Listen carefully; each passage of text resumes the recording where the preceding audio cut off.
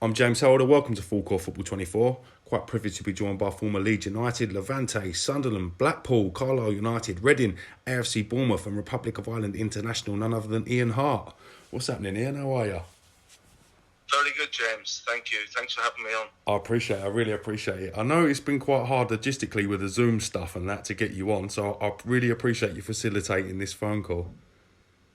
It's no problem at all. Yeah, I've been away on holiday with the family and busy with the kids because I've got 3 kids, so it's been pretty hectic. But apologies. It's took a couple of weeks to get hold of me, but here I am now. Yeah, you're a top man. I appreciate that. Today, I want to look back a little bit on your life and your footballing journey. You've had a fantastic career. I know you grew up in Drogheda on the Newfield estate. So, what was life like for yourself growing up in? Yeah, it was good. I had an older brother as well. I've got a younger sister and an older brother. So 2 of us used to go out onto the field, playing football pretty much every morning. We'd wake up, we'd have a breakfast. Probably when you were young, you literally go out, your mum says, right, make sure you're back in for tea. So you're back in for tea and then you're back out with all your mates. So it was, it was just, had a good childhood. I say with an older brother, so he always pushed me on. He was very, very good, but he I don't think he had the hunger where he was much better than what I was, but I was so hungry to push on. And, you need a little bit of luck as well. So I went to a team called St. Kevin's. Everyone says I went to a team called Home Farm, but it wasn't. It was St. Kevin's, which was based up in Dublin, Whitehall, and went to them. And then from there, I went over to West Ham on trial and then went to Leeds on trial. And at that time, Gary Kelly, who was my uncle, he was at Leeds. And, I went over there, and within a week, they'd asked me to sign. So I signed as a striker, like Gary did, and he ended up playing right back and I ended up playing left back. So it was pretty amazing to play with my uncle in the same Leeds team. Unbelievable. What was it like at the time? How proud of that achievement was you at the time, and is it something you appreciate more that you've got older? Yeah, well, I always looked up to Gary Kelly. I always looked up to him. So even though he broke into Leeds forwards team, he'd always come back to Drogheda for summer holidays, and everyone was like buzzing to see him. A local lad leaving the town, going over and making it in the top flight in England football. And me looking at him, I was so proud, and just delighted that I got the opportunity to go over and play myself. And it was the team I supported when I was growing up was Liverpool, so Ian Rush was my hero. And toward the latter stages of Ian Rush's career, he came to Leeds United. So you can imagine, for young lads nowadays looking at a Ronaldo or a Messi playing in the same team, Ian Rush was my hero. And I got to play in the same team with Leeds United with Ian Rush, and that was pretty special. Yeah. Do you feel that having your older brother play at such a good level, like your dad Pat was known locally as a good player, having Gary Kelly around you as your uncle, do you feel all these factors really helped your development? Yeah, of course, I think it does, but I must be honest, I think you need a bit of luck. It's all about timing as well. So I signed as a striker, Gary signed as a striker. There's many a better footballers probably went across to England than me, but it's just the kind of rub of the green, it's the bit of luck, and from being a striker, and then all of a sudden the coach at that time was Paul Harte. He put me in at left back, and you can kind of see the whole picture. And I think it was one of the first team players got injured who played at left back, and it just kind of fell into place. I went in there, I broke in, I played against Derby the first game of the season, and I cut in on my right foot and scored a screamer. So it was, it's about taking your opportunities as well, you know what I mean, when you do get them. For young lads, I think it's becoming more and more difficult for young lads breaking through, but sometimes you just got to stay patient, because there's so much money that's involved in the games now, that will they give a young lad an opportunity, or will they sign someone in for 50 million? Well, managers need results straight away. So it was just a perfect time for me and for Leeds United at that time, because there was lots of young lads that had broke through. Howard Wilkinson was the manager, And then Dave O'Leary became the manager, and loads of young lads from Alan Smith, Harry Kuehl, Jonathan Woodgate, that all kind of broke through at that time. And we had a few older, experienced lads that helped and guided us young lads. But it was a great time to be at Leeds United then. You mentioned that team there, such a fantastic history for Leeds, looking back on them players. What was it like to be inside it, and what was the banter like amongst all you boys, bearing in mind you're all similar ages? Yeah, it was amazing. We had Paul Robinson goal, we had Nigel Martin that signed from Crystal Palace. So it was, it was a great time for all of us young lads. You know what I mean? Because no matter who we played, whether we played against Arsenal, Chelsea, Manchester United, we didn't fear anybody, and we were hungry. And I don't think teams like to come and play against us because we weren't frightened to get stuck in, especially with someone like Alan Smith up front. You know, he was aggressive, he was nasty. Even though he was a young lad, he left a bit on centre halves as well. And I think teams feared playing against us at that time because we had no fear. We had no fear at all. And at that time, we did well in the semi-finals of the UEFA Cup, and the following year in the semi-finals of the Champions League. Indeed, absolutely massive achievement. Just want to focus a little bit on that UEFA Cup run firstly.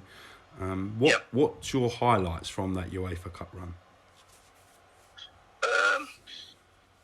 I wouldn't be able to pick out one particular highlight. It was pretty special. We played against some top teams.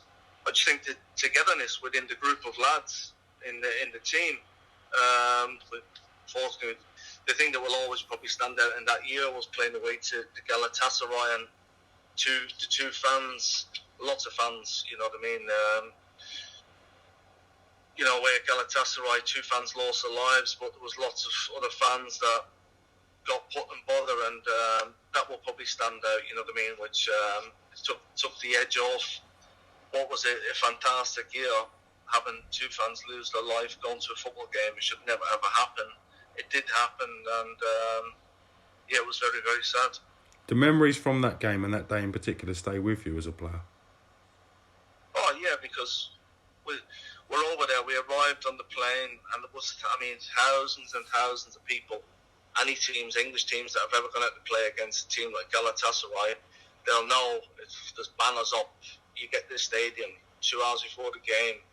There's the stadium's full. Welcome to hell. They're chucking everything at you. You have armed security on either side of the bus heading towards the stadium. You're getting phone calls the night before the game at the hotel. People threatening you. So it was, it wasn't nice at all. But you just wanted to get out of the country. You know what I mean? And we lost that game 2-0. But people weren't really bothered about that. They just wanted to get out and get back home to England. We played in the home leg and it finished 2-2, so they went on into the final. But it was a really upsetting time for everyone that was involved at the club at that time. I can imagine. See when you were working under David O'Leary. Yeah. What was he like tactically, and what was he like as a man manager? David was brilliant. Really, really good.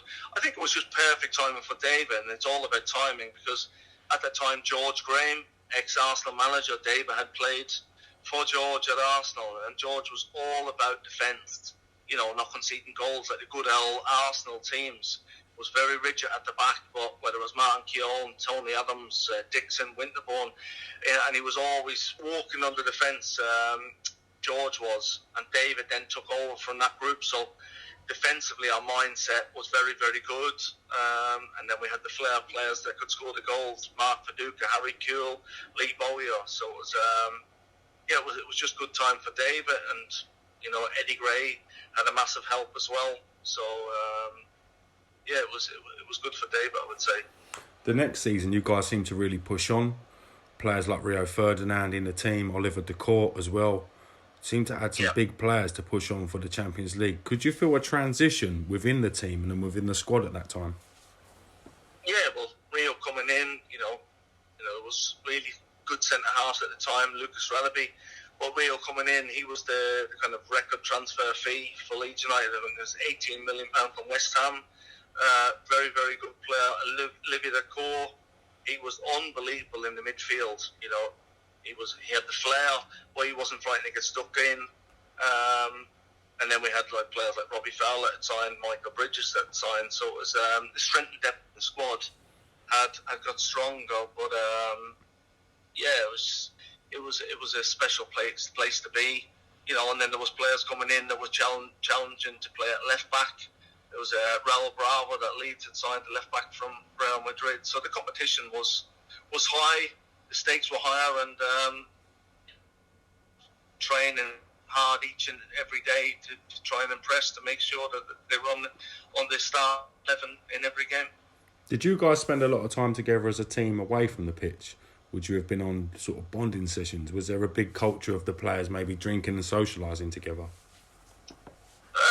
Not as much as the kind of, when I was younger and trying to break into the force team back then, there was like your Carlton Palmers, Ian Rush, all the kind of players then, but I think it was more of a drinking culture back then. Yeah, of course we had our nights out.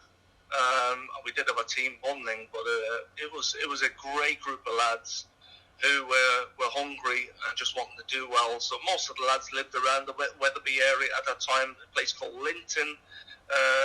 Lee Bowyer, Harry Kuehl, Michael Bridges, Mark Viduka, Rio Ferdinand, all the lads lived around the area. So it was, we did spend quite a bit of time together with the girls. Certain lads were married, certain lads had girlfriends. So it was, it was just a club. Would have nights out as well, you know, bringing us all together, because the girls had a massive part to play in it as well, you know what I mean? Even though they were in the background, but they were the ones that keeping us in check as well. You mentioned your admiration for Ian Rush. What was it like when you played with him? People say you're often not to meet your heroes. How was your experience of playing alongside Ian Rush? Oh, best ever. Just looked up to him. I remember when he was at Liverpool, because that was the team I used to support when I was younger, and then he went to Juventus. So he was just a top bloke. Had plenty of time for us young lads, you know what I mean? Used to ask him, just sit down and listen to the stories he might have to tell you, and just being around him, you know what I mean? He was a really, really good guy. Carlton Palmer seems like a character. What was he like day in, day out to be around? Yeah, Carlton was fun. I remember one story in particular. He used to sit around with the lads, and I think it was John Pemberton at the time, and said, CP, that's what he called him. Carlton, he said, I'm calling your house. And he says, like, it took you ages and ages to get the phone. He says, yeah, but Pembo, he says, it took me about 20 minutes to get from the east wing to get over to the foot, you know what I mean? But it was good lads, you know what I mean? Really, really good lads.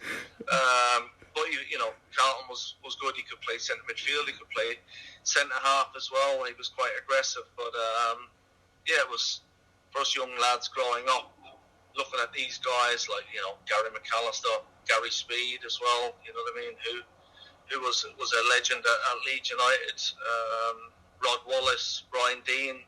It was a very good team that was at Leeds United at that time, and we were young lads, hungry young lads, and on 30 quid a week on YTS, so we had to clean all the boots and everything. So it makes you appreciate everything that you get them when you're moving forward in your career.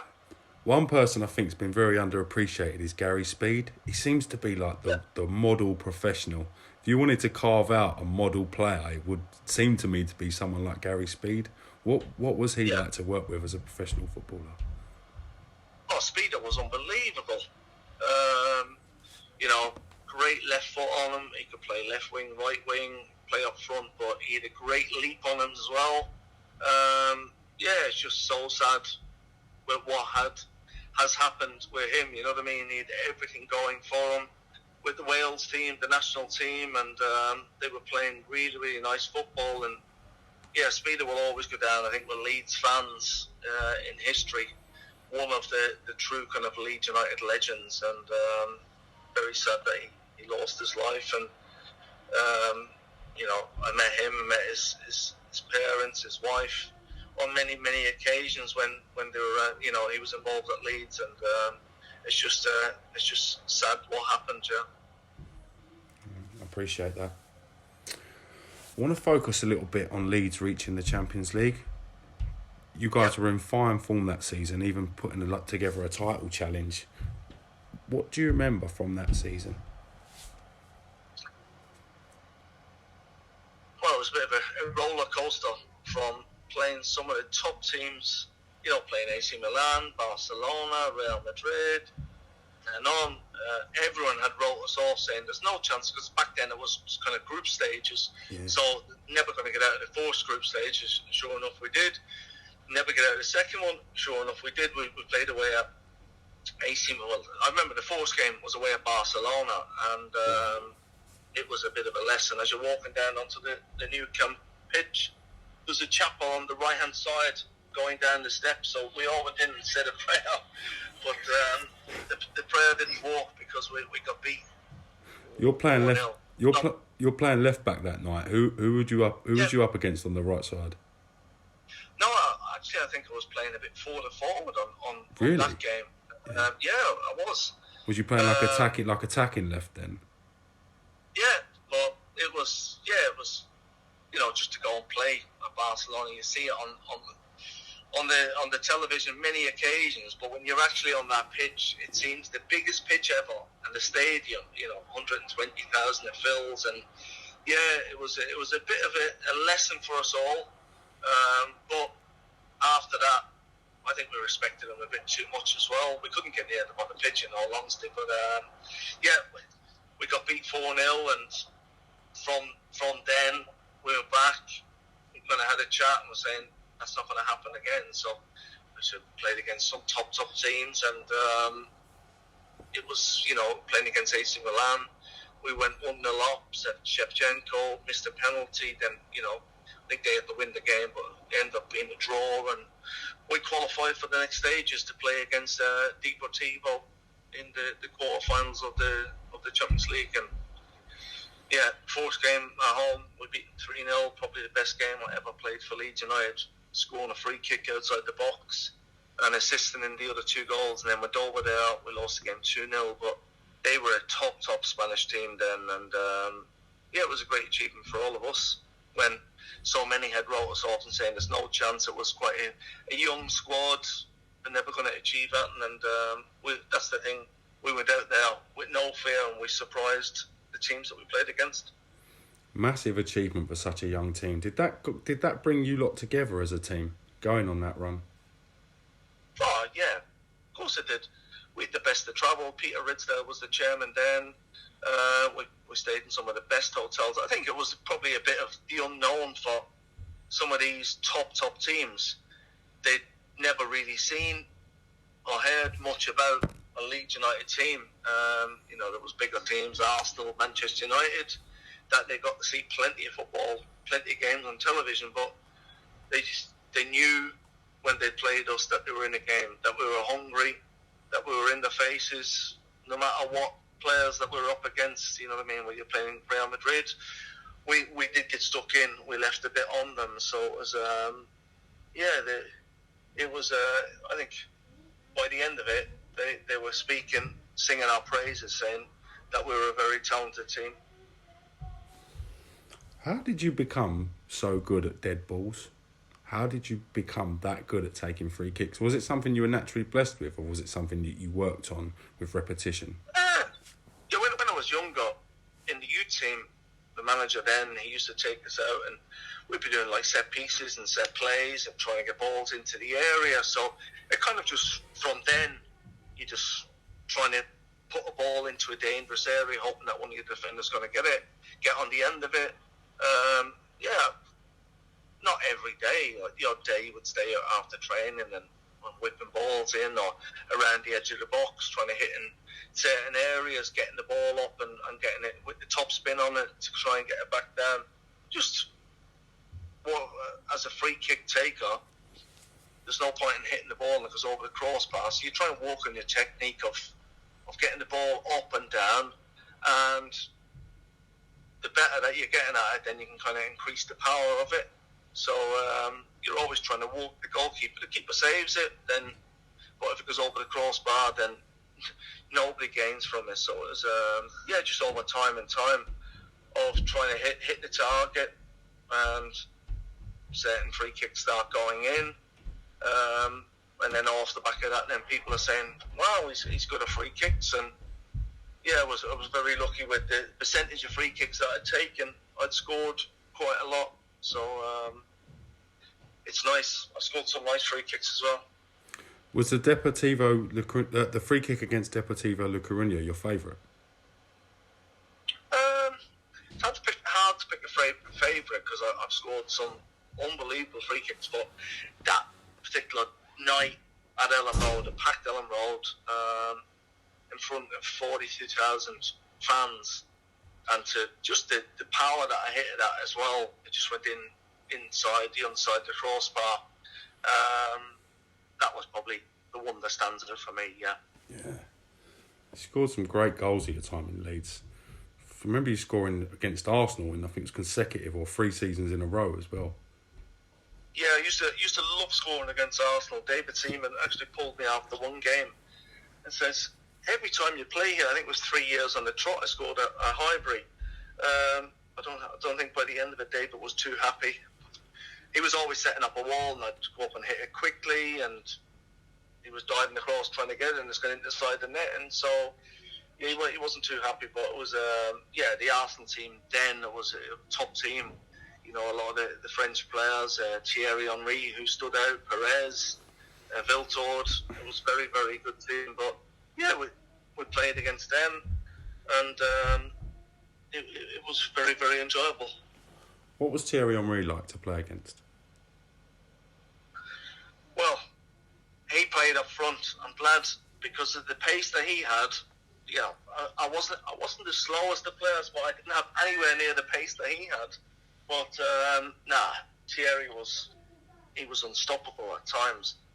Very, very good player, and the Arsenal team then, you know what I mean. It was a talented group of players who played lovely, expansive football, and yeah, you have to be on your A game when you're playing against them.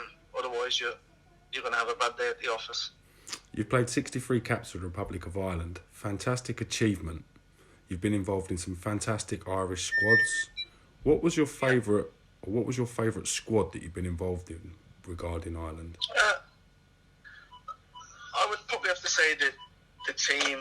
You know, we played against Holland at Elland Road against a very, very top Dutch team.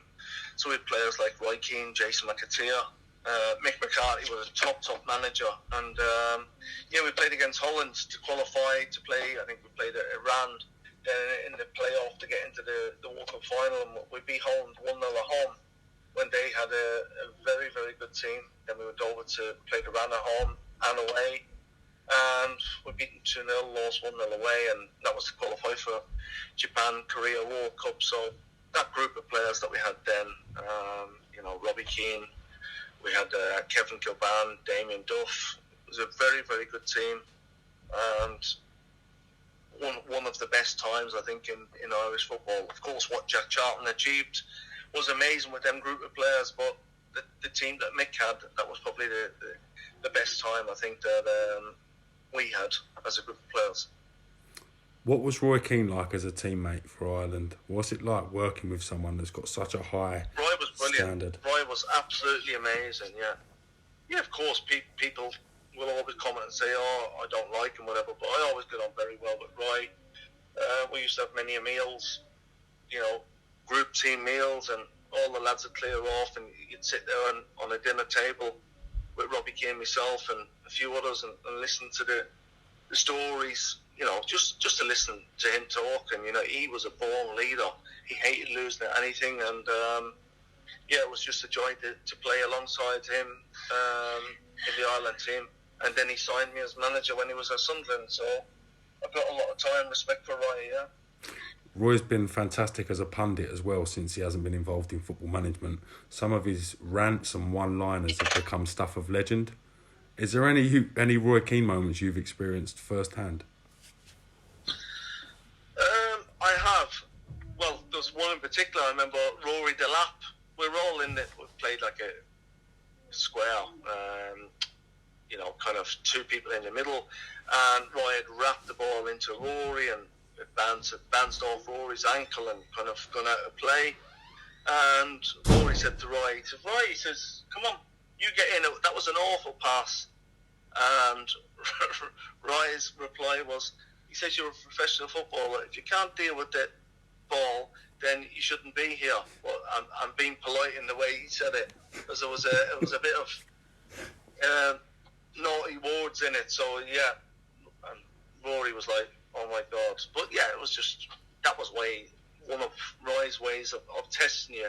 Certain lads would have, it could have came to me and it might have bounced off my ankle, but I probably would have gone in the middle. But it's just because Rory had said, Roy, that was an awful ball. And that was Roy's reply. So it was quite funny. But there was many, many other occasions that you'd sit there and listen to the stories. It was, he was brilliant. Really good guy.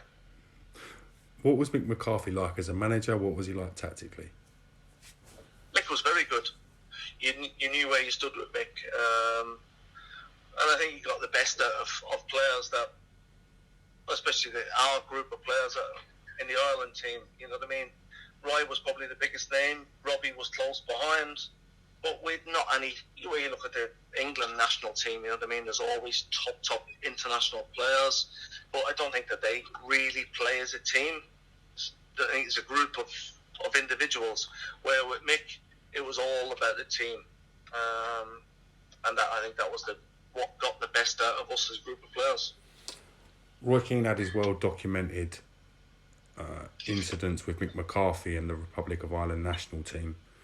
Under your time, did you see any friction between Roy and Mick in training, and was this something that you guys were sort of aware of? Well, I was actually there in Saipan when that event happened. Wow. And yeah, of course, I understand Roy's point of view of, Mick had been over to see the training pitch and obviously a couple of weeks before, and the grass was cut. Don't get me wrong, if the grass was cut, everything would have been fine, but then the kit never arrived. But, it was put on the plane in Ireland, and once it's put on the plane, it's then out of our control, meaning the manager's control, Roy's control, my control, that you're hoping that the people who take it off one plane and will put it onto the next one, they didn't. So, I understand that we're trying to prepare for a World Cup. The grass wasn't cut, but it should have been cut. But that wasn't Mick's fault, you know what I mean? It should have been done before we got there. You can't do anything if the kit doesn't turn up. So I can understand Roy's frustration, but it wasn't Mick's fault as well. And it was a bit of an eye opener what then happened that particular evening. What happened that evening? It kind of went off a bit. We had a bit of a meeting, a group meeting with all the kind of the players, the staff, and it probably could have been handled a lot better.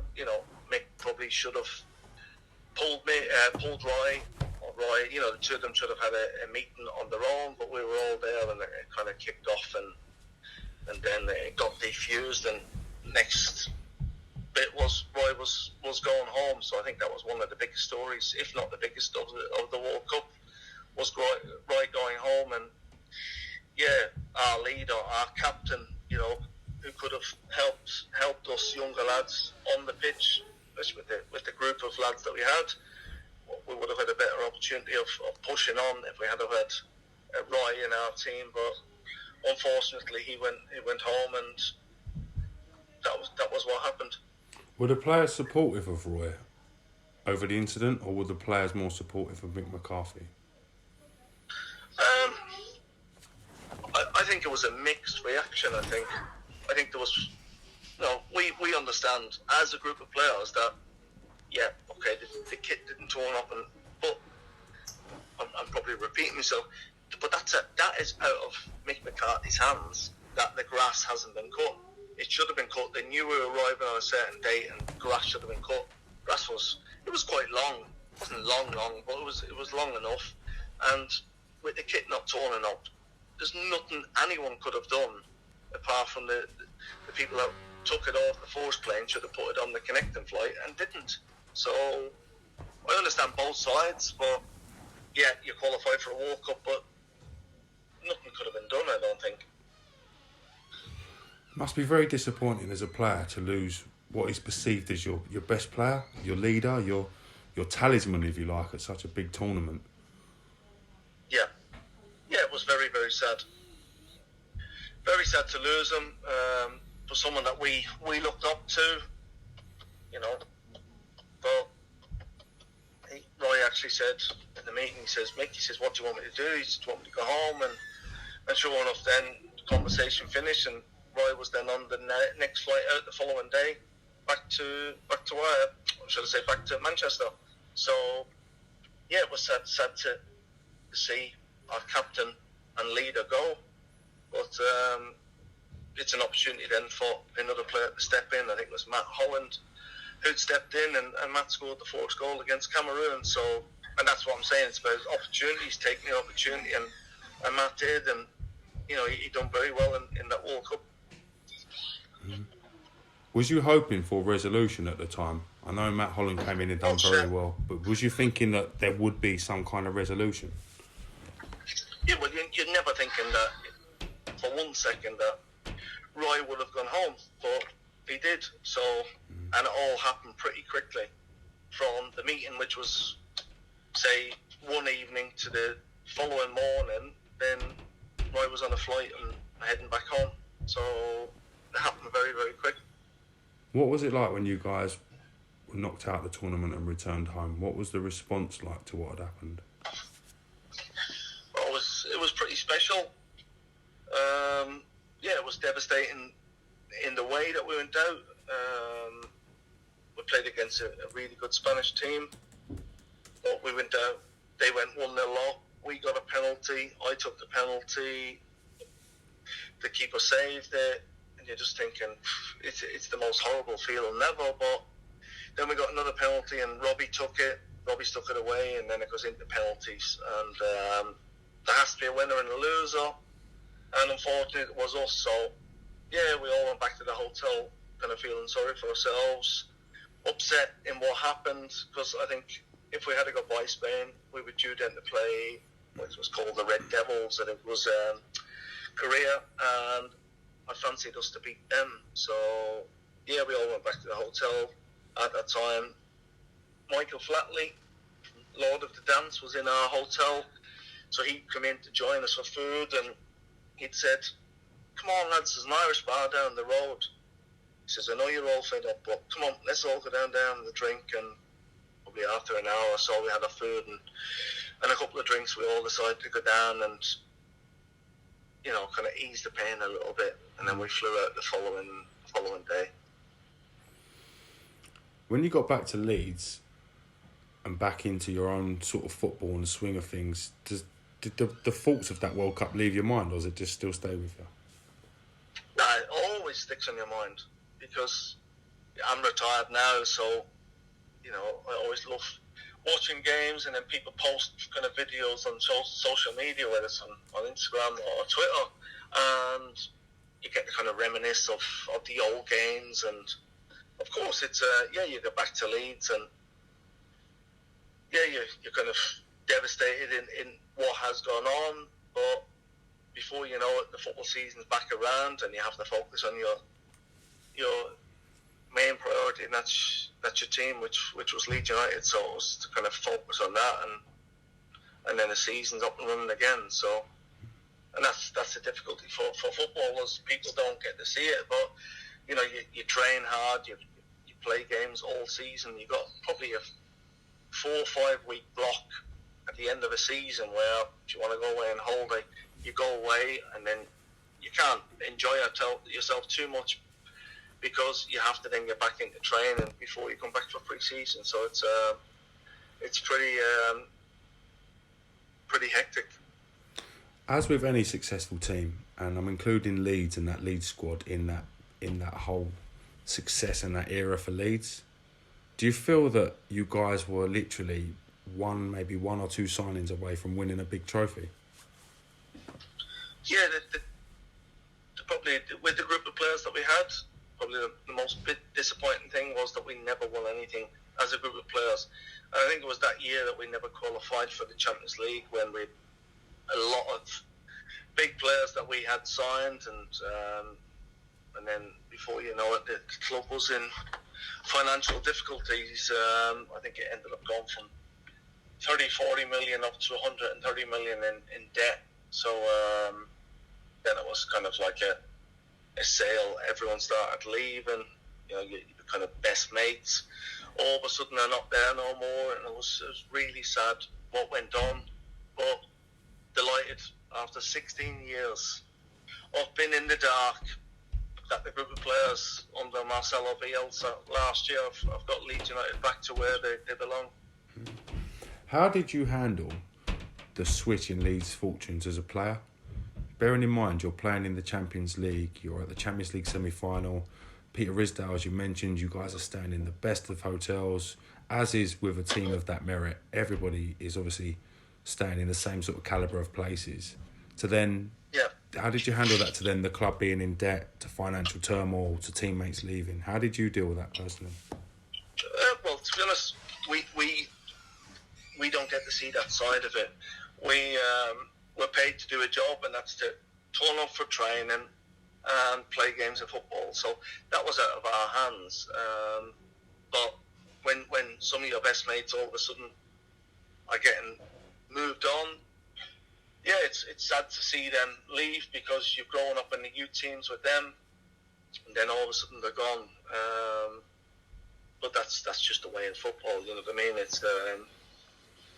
It's sad. Yeah, I came back for that pre-season. I was so fit, and at that time, the manager was Kevin Blackwell, who's now at Middlesbrough. He told me, he says, I'm going to be third choice left back, and I knew I was the best left back in the building at that time.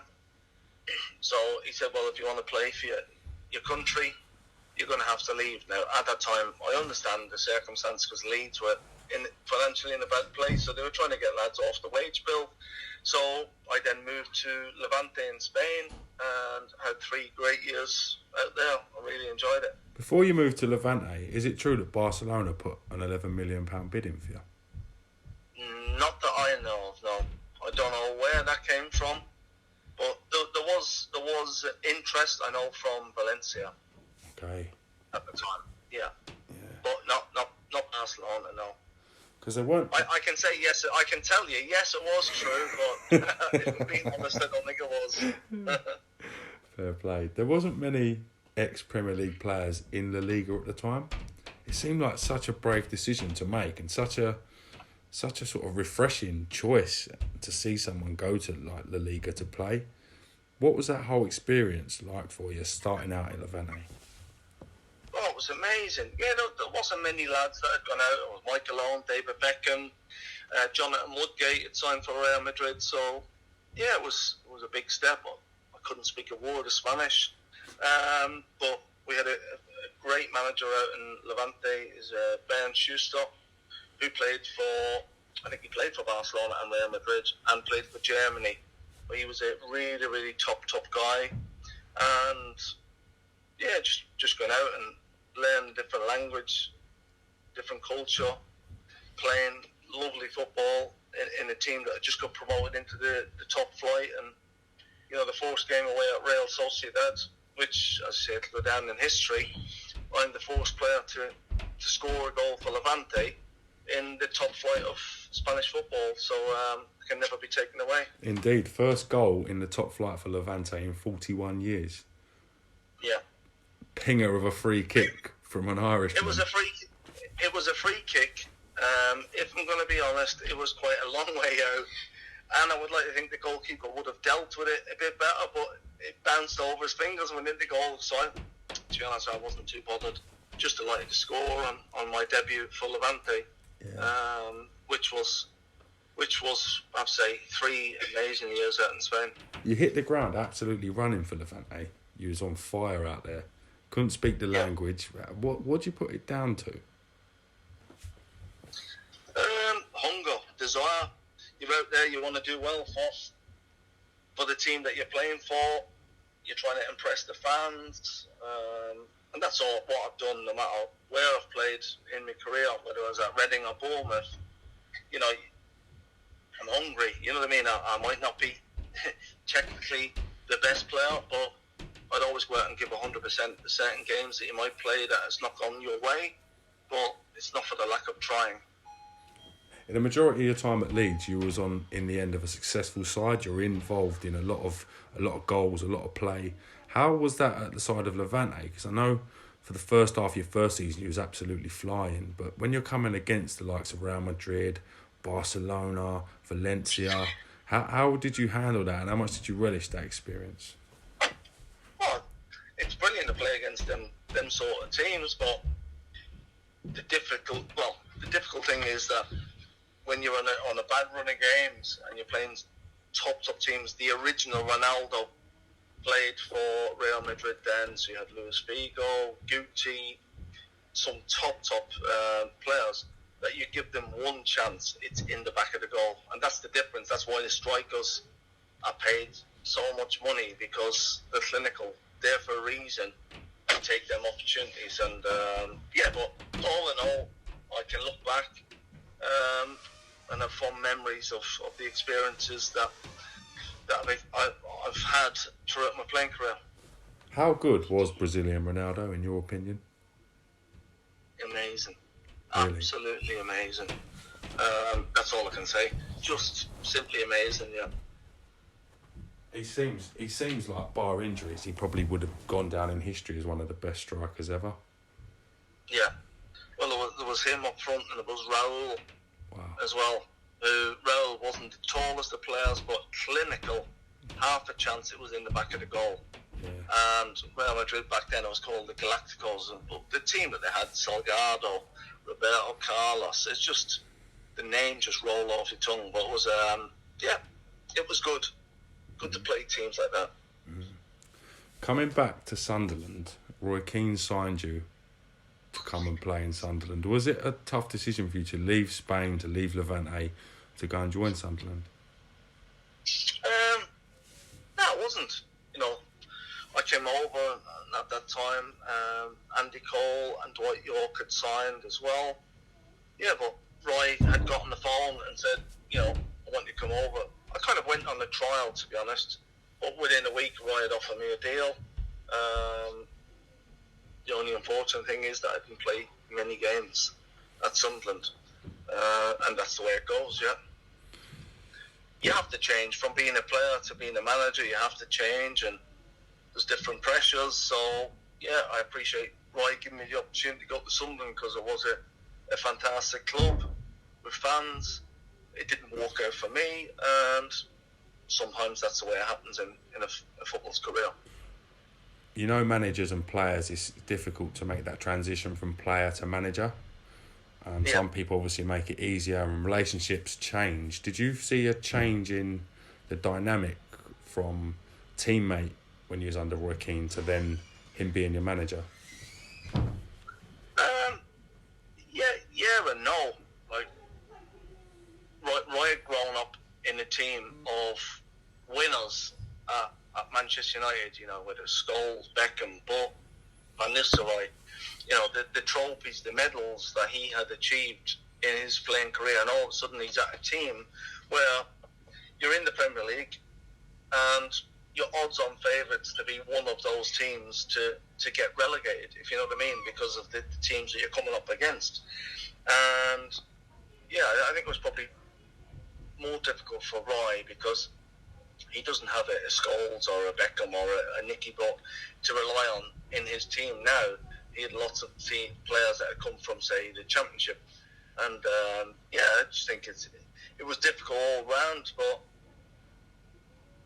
it's, I would never like to be a manager myself, to be honest. It must be quite difficult, going from player to manager and managing people you've played alongside. I don't know, it seems like quite an awkward way to balance things. Yeah, it'll be hard, because as a manager, you're not going to be in a job if you're not getting results, and that's what Roy, no matter what players that he brought in, it's all about getting results on the table, getting the points on the board and getting up the table, and who'd be a manager. Did you have a short trial at Wolves for a little while? Yeah, I did, yeah. That was Mick. Under Mick brought me down. Mick actually offered me a deal, but it wasn't a kind of a long deal that I was looking for, so I decided against it.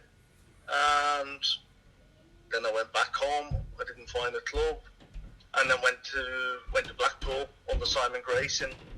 Within 6 weeks, then I think I terminated the deal because Simon had left and gone to Leeds United.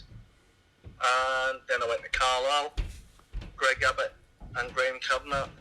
Greg was the manager, Graham was the assistant manager. Said, do you fancy coming up? So I went to Carlisle.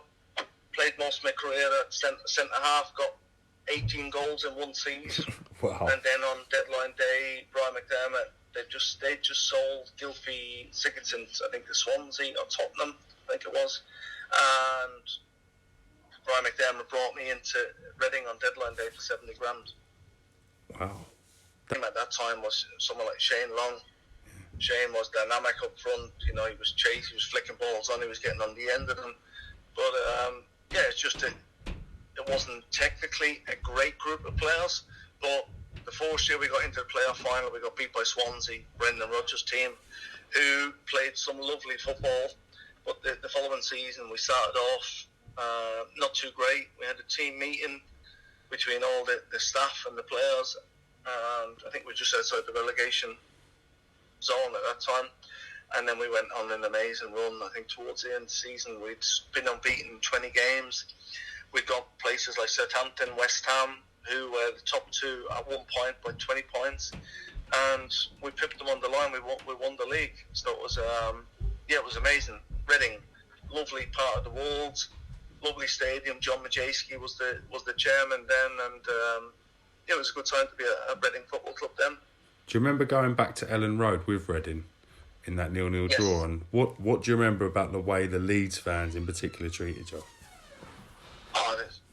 Anytime I went back, whether I played for Carlisle or for Reading or Bournemouth or whatever, Leeds fans have always been good, always gave me like a standing ovation. And yeah, Leeds is a club of, you know, people say throughout your playing career, because I spent 12 years at Leeds United from a young lad at age 15. I love Leeds United, and it'll always be the team that I'll look out for their result. And I'm just delighted that after 16 years of a nightmare, you know, for all the fans, whether it was in League One, in the Championship, that they're back in the Premier League, and it's going to be a big test for each and every individual this season, but hopefully they can stay up and build on that. One of your ex-Leeds teammates asked me to ask you about driving a Robin Reliant into Leeds. Yeah. Is that a story you can recall? I can do. We had a Robin Reliant yellow one that we were given it for the worst trainer on the Friday, and there is no chance in a million years that I was the worst trainer on that Friday or any of the Fridays. There's plenty of other names that I could chuck at you. So the lads all grouped up. Well, I know a few of the lads that spoke after it and says, oh yeah, all the lads said, oh, pick Harte, we'll all pick Harte. So he had the driver. So I was the first one to drive this Robin Reliant. So I parked my car and then had to go around the corner to get the Robin Reliant, park it in. But after that, it made Sky Sports and everything. After that particular one-off occasion, it got vandalised. We were going to auction it off and all sign it and auction it for charity, but I think a few of the lads that would have probably drove it every single Friday went and kind of broke the windows, slashed the tyres, because they were frightened that was going to be them next. So after that, it was only a one-off. I brought it in on that one particular day, and it was never seen again. It's quite an iconic moment in history of Leeds and the players. Yeah. And I want to thank Simon Walton for that bit of information, actually. Yeah. Well, to be honest, if anyone was going to be driving it, it would have been Michael Dewberry. Really? Yeah. We've had... Michael Dewberry used to say to all the lads, oh yeah, Leeds was signing me, but I think they were actually trying to sign Michael Dugarry, you know, the French centre forward. So, but yeah, it definitely wasn't me. I was not the worst trainer by a country mile, but for a bit of fun, I did it. So Yeah, it is what it is. Brilliant story. Yeah. Brilliant story. We've had the pleasure of having Michael Dubry on the channel as well, so I'm sure he'll love that. Yeah. He's a really good guy, is Dubs, yeah. Yeah, indeed. I want to talk about your time at AFC Bournemouth. Yeah. It seems to me like at this time in your career, you're looking for a place where you can play regularly and still have that level of competition. Did you find that in Bournemouth? Oh, it was brilliant. Well, Eddie Howe, one of the best managers that I've worked with. He took over at Bournemouth when they nearly fell out of the Football League, and for him to take the club, such a small club, into the Premier League, has been nothing but remarkable. But most of the players that were there when I signed, they were all League One players, and they broke into play in the Premier League with Eddie as well. So it's a great achievement. His attention to detail. After every training session, you know, he'd record it, he'd go back in while we're having lunch, he'd look over it.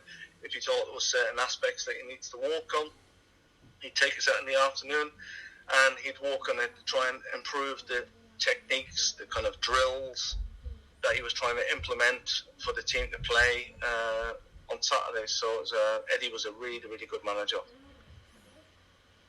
Strikes me as someone that really goes that extra mile with tactics and with players and with man management. How was your experience of him with his man management? Oh, he was amazing. Really, really good. Just sad that Bournemouth got relegated and Eddie's now left, but I'm sure he'll be waiting for an opportunity, and he's definitely a top 6 manager, Premier League manager. He's a really, really good guy. He's in at Bournemouth, he was in there at 7:30 every morning and left at 6 o'clock in the evening time. So his attention to detail was pretty amazing, and I've only got good things to say about him. Was it a tough decision for you to announce your retirement for football? Not really, because being at Bournemouth, well, at Reading I was there 3 years and played in the Premier League when I was into my 30s then. And then I went to Bournemouth on a year deal and done well, and Eddie asked me to sign another year. So by then I was 37, 38. I just knew that I'd rather finish on a high than playing on, and people then remembering you for, you know, you're getting older, you're not as mobile or whatever. So I just decided that was the end for me. I had opportunities to play on at different teams, but I then wanted to get into the job that I'm doing currently today, which is football agency. So it was just perfect timing, I think.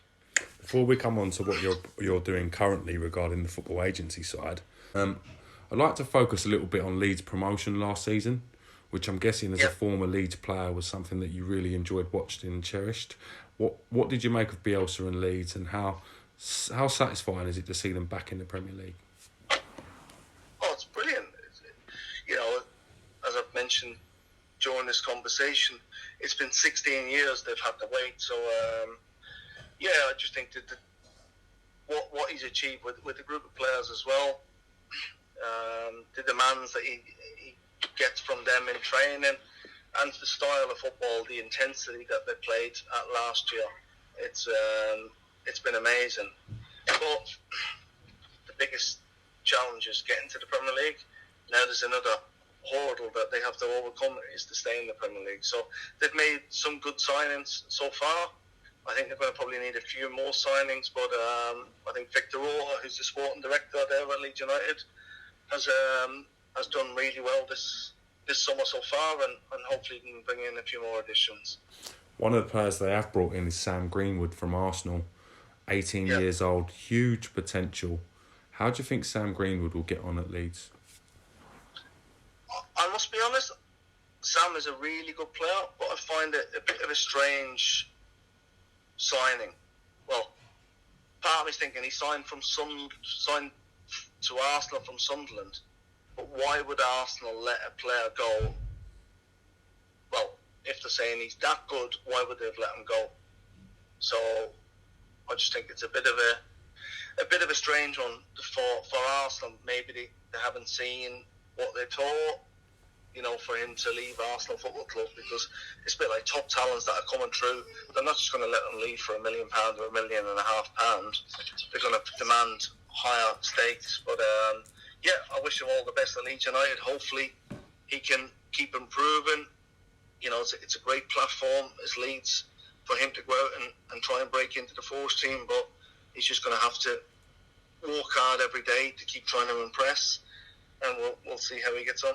We've also seen Robin Koch arrive from Freiburg, towering defender. I don't know how much you've seen of Robin so far. What do you think of him? No. I've no idea. I don't know anything about him, but time will tell. Rodri, who they signed for Valencia, I think a very good player, but for them to come in and play, and I know he had a spell, I think, at Bolton a good few years ago, Rodri, but it's going to be difficult coming over, playing the Premier League. It's completely different to Spanish football or German football, but time will tell to see how they get on, but very good in their own right. One's a German international, one's a Spanish international, so top quality players and great additions for Leeds United. Yeah, just score goals, win over the Leeds United fans, and I wish them all the best and all the success at Leeds United. Bielsa has been very successful in the past. Do you think he can repeat that and keep Leeds in the Premier League this coming season? It's going to be difficult, but if anyone can do it, I think Marcelo Bielsa can do it. It's going to take time. I think with a few more recruitment, a few more signings, a lot of the players are Championship players, so it's going to be a testing for Marcelo, for the squad, but hopefully he can do that. Do you think it'll be an emotional day, Leeds' first Premier League game, the return? Well, it's not an easy game going away to the champions Liverpool with players like Firmino, Salah. So it's going to be difficult. But no matter who they play, they're going to have to play Liverpool at some point. It's probably best playing them early on before they get into any rhythm. But it's Premier League. It's going to be a big test and challenge for Leeds United, and hopefully they can stay in the Premier League. What areas would you like to see the squad strengthened in? I think they're probably going to have to strengthen it in most positions. Probably they're going to need, I'd say, another centre half, possibly a left back. But I'm not the sporting director, and that's the job of Victor Roth. He's done a great job so far, and hopefully he can bring the right recruits in. I thought you was going to say I'm available to play left back then. No, definitely not.